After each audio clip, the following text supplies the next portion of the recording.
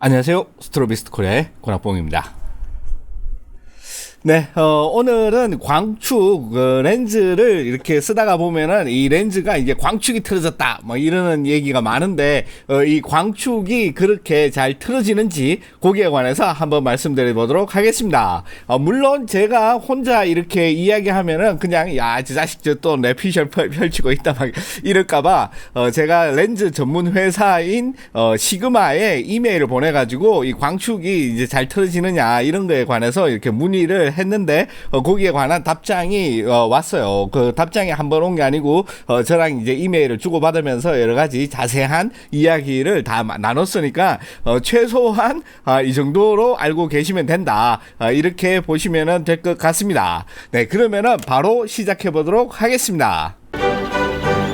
네, 그러니까는 이제 이 광축이 뭐냐 이러면은 이 광축이라는 거는 이 렌즈의 중심을 말합니다. 항상 이 중심으로, 그러니까 한가운데, 그리고 이 옆에서 봤을 때도 한가운데로 들어오는 이 빛은 굴절하지 않고 그대로 이 센스까지 도달하게 되는 유일한 딱 한 가닥의 빛이겠죠. 그 빛이 지나가는 그 중심축, 그러니까는 렌즈의 중심축을 이제 광축이라고 합니다. 나머지 이 주변을 이 중심축에서 벗어난 이 주변을 움직이는 빛은 다 이래 굴절을 해가지고 우리가 알고 있는 이 렌즈의 특징들을 만들어내는 거죠. 뭐 50mm면 50mm, 뭐 80mm면 80mm, 뭐 이런 식으로 그렇게 이해하시면 됩니다. 그런데 이 렌즈의 이 광축은 이 렌즈가 정확하게 이 옆에서 봤을 때 이 90도로 딱딱딱딱 서 있어야 되는데 이 렌즈가 삐끗해 이렇게 해가지고 이렇게 삐끗하게 이렇게 돼 있으면은 이 한 가운데 중심을 통과하는 빛이 그대로 직선으로 가지 못하고 그 삐끗한 부분에 꺾여가지고 이렇게 돌아서 이렇게 가겠죠. 그렇게 된 상태를 광축이 어긋났다 이렇게 말을 합니다. 물론 특수한 렌즈, 그러니까는 뭐 캐논이나 뭐 이런 데서는 TS 렌즈라고 하기도 하고 니콘에서는 뭐라고 하죠? 저게 뭐 무슨 시프트 렌즈 이래가지고 뭐 하는데, 아무튼 그런 식의 렌즈들 같은 경우에는 일부러 광축을 좀 어긋나게 해가지고 다양한 어떤 효과를 사진에서 응용하는 경우가 있습니다. 네. 그리고 최근에 나온 렌즈들 중에서 이 렌즈 안에 손뜰방 기능이 모듈이 들어가 있는 게 있어요. 이렇게 흔들면은 뭔가 뜨끈뜨끈뜨끈 하는 그런 렌즈들 많이 있죠.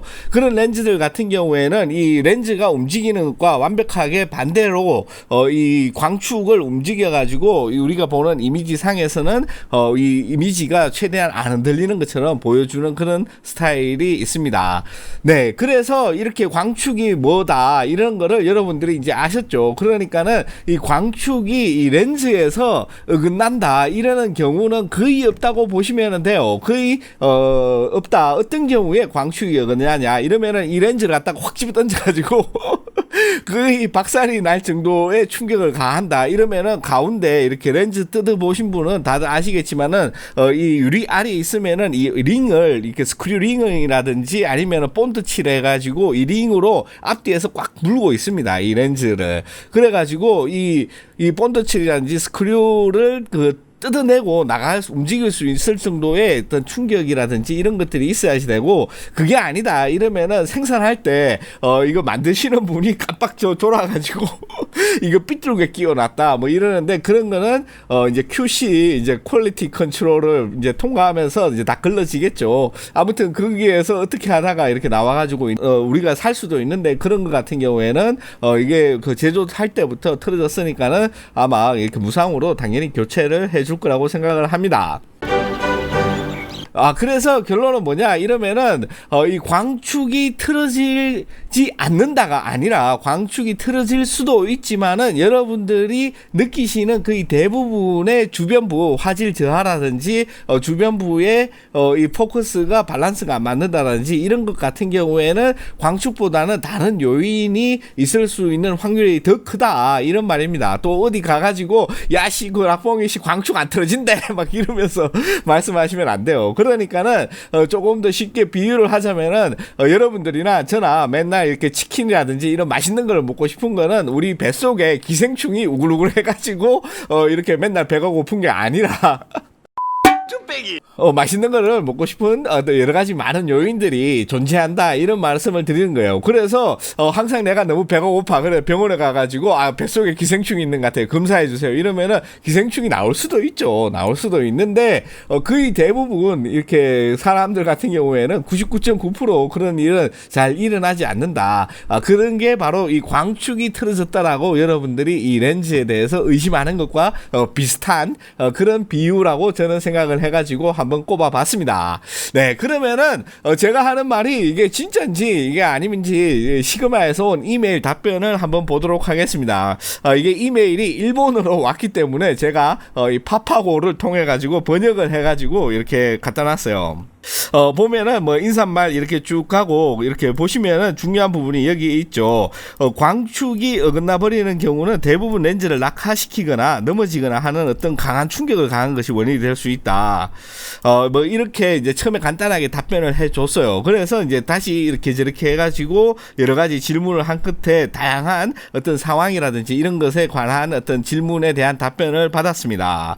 그래서 큰 충격이 큰 렌즈에 이제 큰 충격은 가하지 않았는데 장기간 사용 한 3, 4년 동안 장기간 사용한 것만으로도 광축이 삐뚤어질 수 있냐 이렇게 물어보니까는 렌즈를 장기간 사용하고 있는 동안에 렌즈를 난폭하게 취급 그러니까는 이렇게 막 집에 던진다든지 아주 막 땅꽝 막 녹는다든지 이렇게 아까 말씀드렸던 이 렌즈 알이 움직일 수 있을 만한 그런 어떤 본드를 다 뚫고 움직일 수 있을 만한 충격을 주거나 뭐 이런 게 아니라 뭐 단지 장기간 사용했을 뿐인 자연스레 이렇게 광축이 나는 거는 별로 없지 않을까 이렇게 생각한다고 합니다. 물론 이게 파파고 번역이기 때문에 조금 말이 이상하죠. 아무튼 그런 의미라는 거는 여러분들이 보시니까 충분히 아실 수 있을 것 같아요.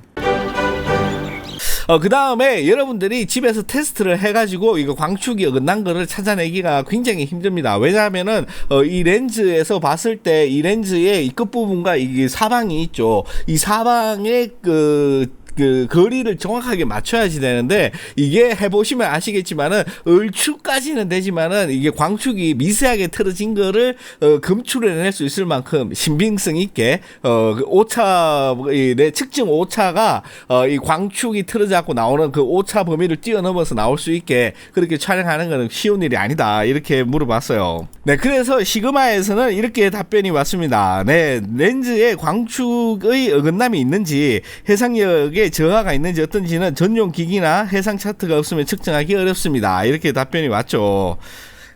그리고 또한 일반적인 이렇게 우리가 광축을 테스트한다고 풍경 사진을 찍거나 뭐 인물 사진을 촬영을 하면은 이게 광축이 어긋난 거 왜 여기 저기 전봇대랑 여기 전봇대랑 둘이 똑같은 거리에 있는데 얘는 초점이 맞고 얘는 초점이 안 맞냐 이거 광축이 어긋났다 막 이렇게 그 보시는 분들이 많아가지고 그런데 그 거리가 우리는 이제 입체적인 깊이가 있다. 그러니까는 3차원 공간이 있기 때문에 이 거리가 정확하게 얘랑 카메라에서 봤을 때 정확하게 동일한 거리에 있는지는 알 수가 없다 이거죠. 그렇기 때문에 이게 렌즈에서 우리가 봤을 때 얼추 비슷해 보이는데 하나는 초점이 맞고 하나는 안 맞다. 그 상태에서 이게 광축이 나갔다라고 함부로 말할 수는 없다. 그 말이죠. 그러니까 우리가 치킨이 오늘 밤에 먹고 싶다고 해서 오늘 밤에 내 뱃속에 기생충이 더 늘어났다. 인구가 늘어나가지고 그렇다. 이렇게는 함부로 생각할 수 없는 것과 비슷하다고 보시면 돼요.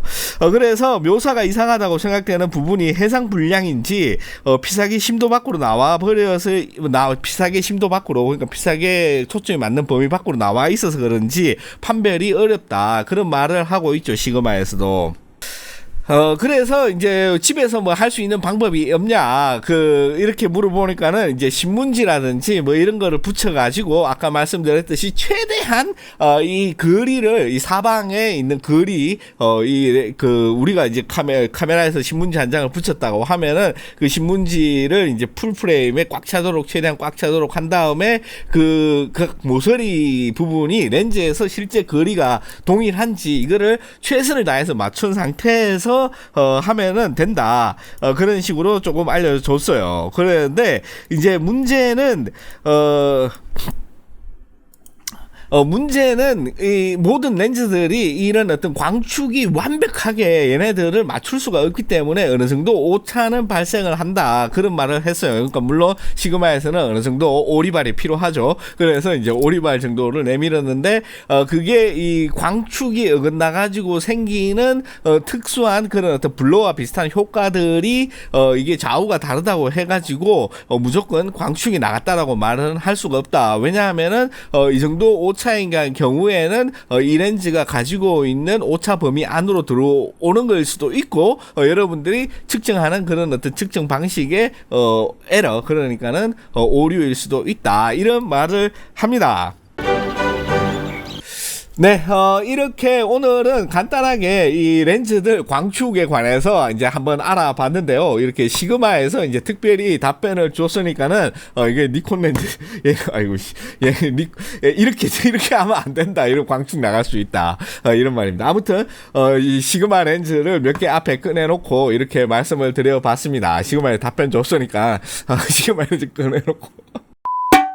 네, 아무튼 제가 말씀드렸듯이 어디 가가지고 광축 나가는 거 아니다, 이렇게 뭐 제가 주장하는 게 아니라, 광축이 나갈 수도 있다, 나갈 수도 있지만은 큰 충격이나 이런 게 없을 경우에는 거의 대부분 이 광축의 문제가 아닌 다른 문제를 찾아보는 게 훨씬 더 올바른 진단이다, 이렇게 말씀을 드리는 거예요. 어디 가가지고 아까 말씀드렸듯이 그락보면 광축 안 나간대 막 이러면서 말씀하시면 안 됩니다. 네, 아무튼 이렇게 끝까지 시청해주신 여러분들께 진심으로 감사드리고요.